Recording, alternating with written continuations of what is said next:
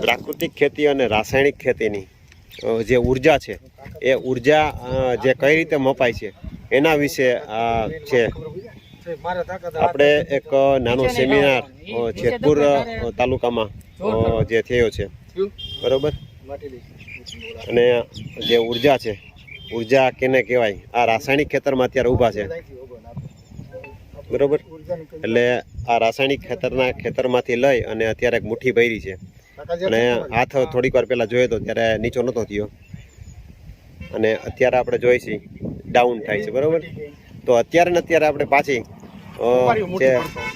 જે ભાવેશભાઈ છે એ પ્રાકૃતિક બાજુનું ખેતર છે એમાંથી મુઠ્ઠી ધૂળની માટીની ભરવા ગયા છે। એટલે આ ઉર્જા કેની છે જે ઉર્જા સૂક્ષ્મ જીવોની જે ઉર્જા છે એ વસ્તુ મહત્વનું છે। અત્યારે એ જ ભાઈ આ જ ભાઈ છે જે રાસાયણિક ખેતરમાં આપણે ઊભા હતા માટી લીધી હતી ને ઉર્જા એની પહેલાં હતી એનાથી નષ્ટ થઈ ગઈ હતી। હવે પાછી આ જે લઈ આવ્યા છે માટી અને પાછી એની ઉર્જા પાછી હતી એની ઉર્જા પાછી લ્યો એને કાંઈ નથી કાંઈ ખવડાવ્યું પીવડાવ્યું નથી કાંઈ કર્યું પણ પાછી જે હતી એની જ ઉર્જા એનામાં પાછી જોવા મળી।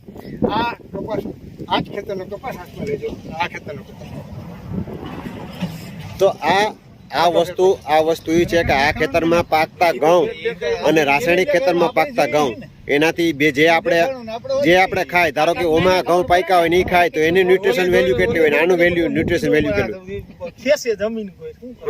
એટલે આ ઉર્જાને ખાસ એનું કારણ જે ઉર્જા છે જે આ નેગેટિવ ઉર્જા થઈ ગઈ કે ભાઈ કેમ કે રાસાયણિક ખાતર દવા નેગેટિવ કોલોની બની ગઈ હોય છે એને તમે ઉર્જા નાખો પછી તમે ધરાની પછી એનું લિમિટ વધતું જશે। નીચે તાકાત જોતું ઉપર નાખવાનું કાઈ ન હોય હોટલ નું લઈને કાઈ ન હોય ઝાડવામાં નથી જમીનમાં છે નીચે જે જરૂર છે એને મળવાની જરૂર છે માથેથી દિયો છો માથેથી તેની તાકાત કેટલી આ લે પછી એની તાકાત કેટલા દિવસ રહેવાની અને જ્યાં સુધી છે વધારાની તમારે બધું દેવાનું છે કોલોની યા ઓલા બાટલા ઉપર કહેવાય બાટલા ચડાવ્યા કરવા હોટલનું તેલ લઈને ખાઈને એના જેવી વાત છે। કપાસ હાથમાં લઈને જો ખતરો ના ભૂખ લાગી ભલે 2 મિનિટ ઘરમાં ભલે તાકાત મછલી ખાવ તમે આટલો બેસે આટલો સમજી જાય ને ખેડૂત સમજી આ એને લેબોરેટરી કરી નાખી આ લેબોરેટરી આગળ શું કે 2016 થી હું પ્રાકૃતિક ખેતી કરું અત્યારે નાનભાઈ તમને એવી માહિતી દીધી કે જ્યાં ડોક્ટરે ટૂંકો પડતો છે એને તમને અંદર ઉતરી શકે એવી ભાષા ડોક્ટર વિશે એક સાયન્ટિફિક વાતો કરતા છે એ આપણે ઉતરી ના શકે તમને કે 6 ધોરણ પાસ છે તમને આટલી બધી 10 ધોરણ પાસ છે તો છતાં આટલી બધી વ્યવસ્થિત તમને અને તમે ત્યાં આવો તો એ પોતે ખેડૂત છે ભાગ્ય છે અને ગોવાળીઓ છે બધું પોતે જાતે કરે છે બરોબર છે। તો ટાઈમ કાઢી બપોરે 2:30 વાગે ગાડી દોઈ અમે 2 વાગે ગાડી દોઈને આવ્યો તમારા માટે ખાસ રાજુભાઈ કીધું તો ગાયનું બધું વધારે અમારે ગાયું છે તો એ તમારા ગામમાં સારું કહેવાય આટલી ગાય આતાંગળી ઊંચી થઈ અમારા ગામમાં હાથે ઊંચી ના અમારે જે કોઈ ગાંડ જ રાખતા એ વાળીએ કરે તો અમારે કરે એમ નથી કરતું ના સારું કહેવાય તો જે રીતે નાઈટમાં ગાયની વાત કરી તો હવે ગાયનો ઉપયોગ કરીને પ્રાકૃતિક ખેતી કેટલા કરે છે તમને કઈ જગ્યાએ કરો કમસે કમ તમે આટલી ખેતર કહીએ આપણે કેટલાય ઘણા હતા બરોબર છે 2 ખેતરનો ડિફરન્સ તો તમને મોલમાં ખબર પડ્યો પણ ઘણી વખત ઉનાળે આવ્યા હોય તો ખેડૂતો કેમ ખબર પડે કે આ પ્રાકૃતિક તમે 2 ઘઉંના ઢગલા કરી દેજો એક પ્રાકૃતિક પોકાવેલું કેમ ખબર પડી આપને ખબર પડી છે કી વસ્તુ ખાવી અને કી ખેતરમાં પગ મૂકવો એ આપને ખબર પડી છે કી ખેતરમાં પગ મૂકવાથી આપણી તાકાત ઉર્જા વધે એ વસ્તુ કરવાની છે।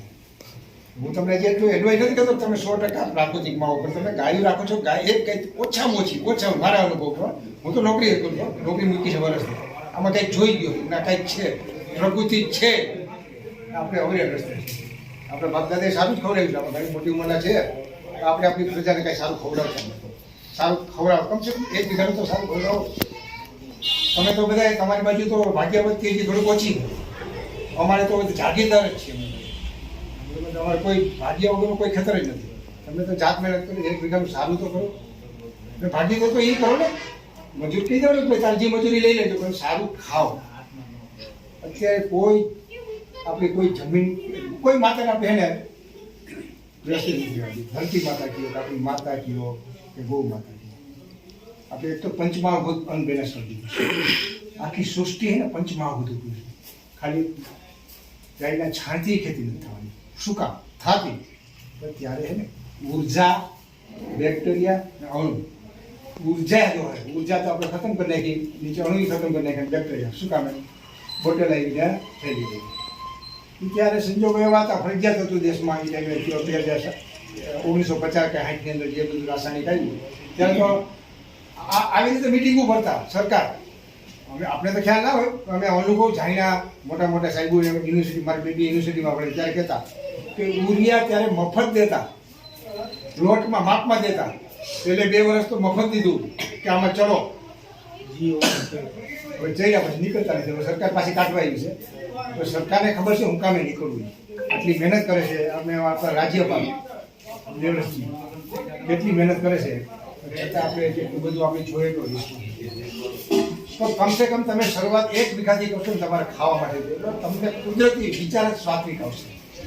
અને કોઈ એમ કહેતું કે ઉત્પાદન ઘટે છે, 1 ગાય હોય તો ઉત્પાદન ઘટતું નથી.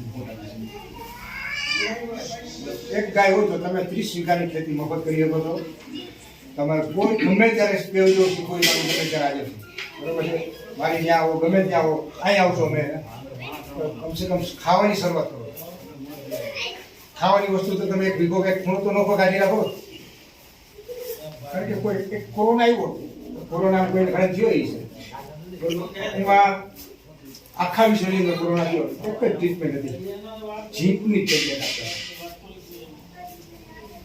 સરકારી અંદર હું દવાખાના નોકરી કરતો, મને ખબર છે. જીંક સિવાય બીજી તાવ ને એવી આપતા હતા, બરોબર છે. તો મેઇન રોલ તો જીંકની ટેબ્લેટ આપતા હતા. ગવર્મેન્ટની અંદર ફ્રી હતું બધું, પ્રાઇવેટમાં ચાલુ કર્યું. પહેલી વખત તો ગવર્મેન્ટ હતું, બીજી વખત પ્રાઇવેટ આવ્યું. એક દિવસના 15-20 હજાર ફક્ત જીંકની ટેબ્લેટ. જ્યાં જીંકની ખામી હોય ત્યાં ભાઈ એ તો આપણા ખેતરમાં જ છે. આપણે રેવડ નથી દીધું, આર્ટિફિશિયલ નાખી છે, બહારથી લઈને જીંક સલ્ફેટ નાખી છે. એ કેટલો ટાઈમ દરેક નાખવું પડશે. પ્રકૃતિને આપણે અવેરનેસ કરીએ, આપણે ગાયના છાણમાંથી મળશે.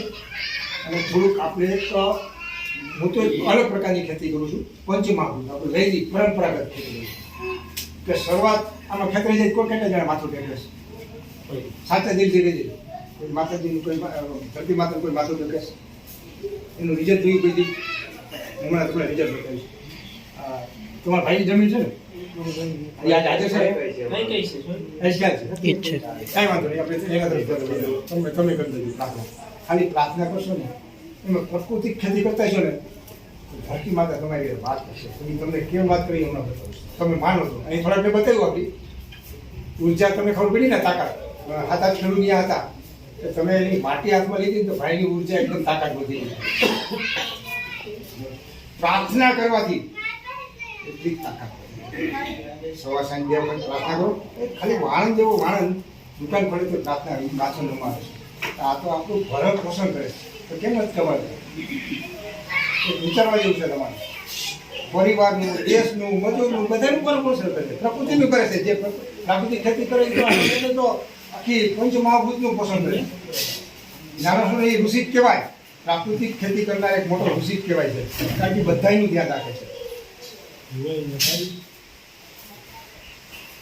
તમે ખાલી પ્રેક્ટિકલ બોલાવે થોડું મને ઓછા આગળ વધુ બરોબર. આ ગોકળ બાપાની માટી છે ને, એટલે બાજુમાં કપાસનો ડિફરન્સ તો બધા જીવન ને સેમ ડે 1-2 દિવસના ખર્ચે છે તો જાજો ડિફરન્સ બતાવે છે. પ્રાકૃતિક ખેતી કરી ને રાસાયણિક ખેતી કરી. ખાલી આ માટીને ખાલી ભાઈની જમીન કોઈ તો કરે તો હાલે. પ્રાર્થના કરશે ને અહીં બેસીને તો જ્યાં તાકાત વધી જાય ત્યાં લઈ આવું. અહીંયા તાકાત હમણાં તમને બતાવી છે ખાલી પ્રાર્થના કરવાથી. કારણ કે માં જીવિત છે, ધરતી માતા જીવિત છે. તમે જે કહો ને એ વાઇબ્રેશન ઉર્જાથી જાય છે અંદર. તમારું માને ભગવાનને પ્રાર્થના કરવા જાવ તો સ્વાર્થ છે. મંદિરમાં જઈ ઘંટ વગાડી છે આપણે, શું કામ લઈશું? ઉર્જા છે, તમે એનું વાઇબ્રેશન છે ને આપણી અંદર પોઝિટિવ વાઇબ્રેશન. વખત વગાડજો, ઘંટ વગાડી તમે એને કાન બાજુમાં એક જ વખત વગાડી તમારે એનું પાણી ડોલું પાડજો, કરવા લૂપી જાય. ઘંટ વગેરે પહેલા બાર ઉભીને ડોલ ઉપાડી નહીં ઉભે એટલી જબરજસ્ત પોઝિટિવ ઉર્જા મળે પોઝિટિવ નેગેટિવ આપણા ખેતરની અંદર આપણે નેગેટિવ ઉર્જા જ નાખીએ છીએ રાસાયણિક ખાતર નથી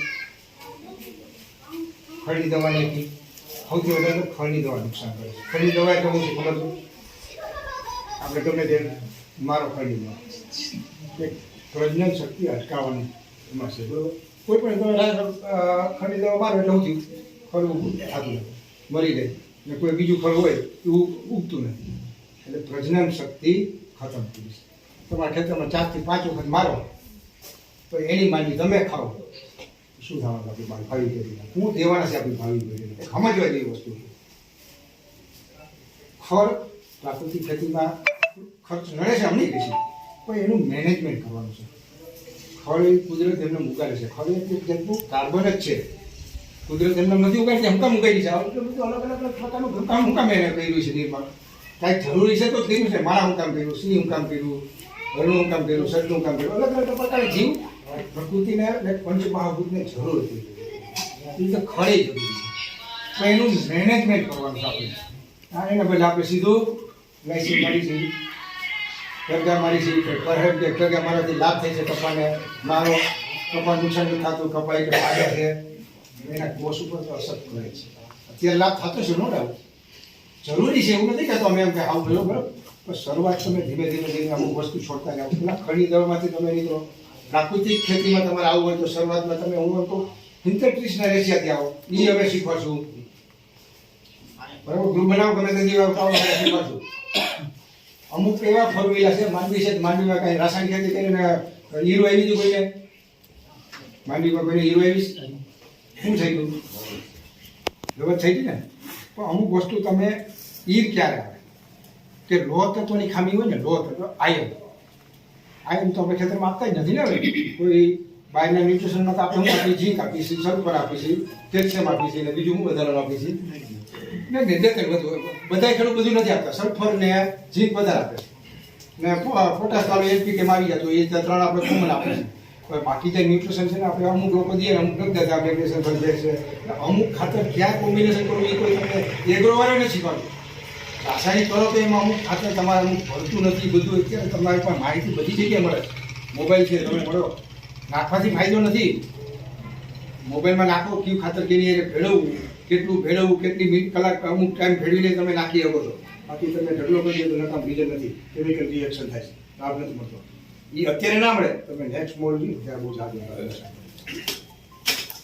એટલે ખડની દવા તમારી હકીકતમાં પ્રજનન શક્તિ આપણે જેમ ખેતરનું ઉત્પાદન કર્યું ને એ આપણે પેટમાં જ આવશે એ છે અત્યારે ગવર્મેન્ટના રેકોર્ડ ઉપર 30 થી 40% બાળકો નથી થતું ટીવી ચાલુ કરો આઈવીએફની જાહેરાત આવે આઈવીએફ ઘણાને ખબર છે ઘણા નહીં ખબર હોય આઈવીએફની જાહેરાત ટીવીમાં આવે ડૉક્ટરોને ખબર પડી ગઈ સમય આવે છે ગામડામાં જે નથી ખબર નાના નાના ગામની અંદર ડૉક્ટરની મોટી મલ્ટીપ્લાય હોસ્પિટલ છે ને એને બેનર મારી દીધા છે આઈવીએફના તો ઘણા ખબર નહીં આવે કે આઈવીએફ ડૉક્ટરની જાહેરાત છે લખ્યું શું કામ એને ખબર પડી ગઈ છે ડૉક્ટરોને કે શરૂઆત થઈ ગઈ છે આ દેશમાં 30 થી 40% રેશિયો આવી ગયો છે